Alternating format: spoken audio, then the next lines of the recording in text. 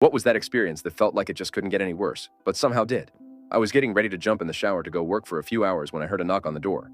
I went and answered it, and to my amazement, there were a bunch of cops outside. They told me they had had a complaint of loud noise and possibly domestic violence. I just laughed and said no, that's not here as I live alone. One of them asked me if I had any ID on me so they could go about their business. My wallet was on the wall right by the door, and so I pulled my ID out and handed it to one of the officers.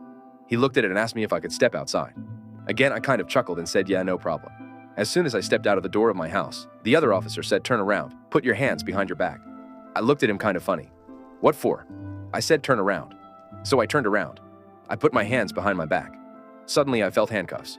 As they set me down in front of the house on my bench, I asked one of the other officers what this was all about. He said, "There's a warrant out for your arrest." Now, mind you, I've never been in any kind of trouble at all in my life, and so again, I kind of chuckled. I said, "What kind of warrant?"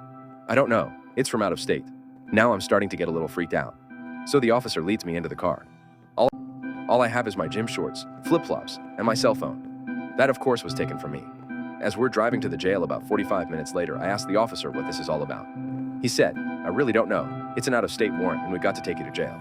And it looks like there's a no-bond clause on this warrant. This means until I figure out what this is, I'm stuck there." I was put into a holding cell with about 15 gang members in Fort Lauderdale, Broward County Jail.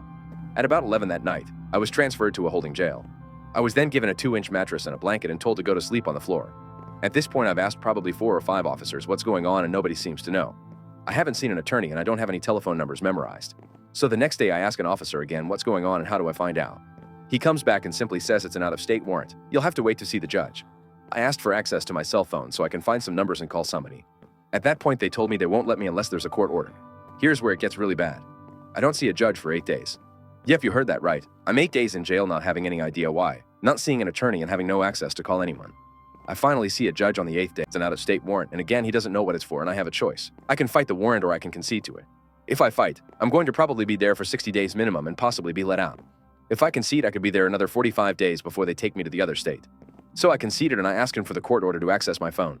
The judge says he's never heard of having to have a court order to access a cell phone, but reluctantly gives one. On the 9th day, when I asked to access my phone again, I'm told that they're not going to allow me even though they have a court order because the phone battery is dead. Now I don't know what to do. This is the 9th day. 9 turns into 10, 10 turns into 11, 11 turns into 12, and so on. No one in the world knows where I am. I'm assuming my kids probably think I'm deceased, as they live in another state.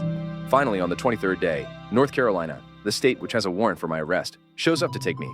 During this 48-hour trip where I'm shackled hand and foot in the back of a van, I finally convinced one of the officers that is driving to access their Facebook account and message a friend of mine to try to get a phone number. On the 25th day in North Carolina, I finally found out what the charge is. A former client of mine from 4 years prior, in a business that I since signed over, accused me of taking $20,000 and fleeing the state. I laughed again, but not hard this time because this was getting real.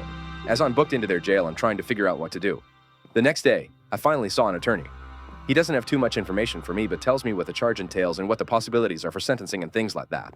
A few days later, he comes back with what they call discovery, which is evidence on me from the district attorney's side. As we went through that, I found no evidence at all pointing to any kind of criminal activity to me, which of course I knew because I hadn't done anything. However, I did find a receipt from an unknown company that was in my former partner's handwriting and had his home address as the address for the unknown company. The amount received was $12,000. I told my attorney what I found and then was escorted back to my cell. Days and weeks go by. No news at all. They demanded $25,000 in cash in order to release me, or I was just stuck there. I had access to no money at all. On about the 44th day, I woke up with some pain. Looks like I had caught an infection and it was in my right nut. I had no way to contact a nurse except to put it on a message board requesting medical attention. There was no medical that day, or the next. 6 days later, I saw a nurse that had gone into my ear. She gave me 1 antibiotic pill that day and told me I would get another the next day.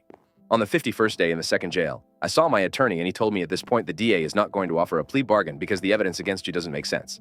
However, there is a possibility that there will be a plea bargain offer, but it probably won't be for about 6 months. If I plead not guilty, it may be another 6 months to a year before there is a trial. At this point, I just told my attorney that we need to speak to the DA. He doesn't have time to do that. No problem. Give me the name of the DA and the telephone number and I'll do it. Something amazing happened at that point. The next morning, my attorney arrived and told me I was getting out that day. The state released me on my signature with no money involved. So I left North Carolina on a Thursday evening and had to take a train back to South Florida. I got home Friday night. My car had been repossessed. The companies that I have done business with had canceled contracts, and one had even charged me back almost $75,000. But at least I had a place to stay. Today is July 22nd, almost 2 years from the arrest, and the case still hasn't been closed. I've been told over and over that they're going to dismiss the charges, but they haven't done that as of yet. I can't believe this is happening.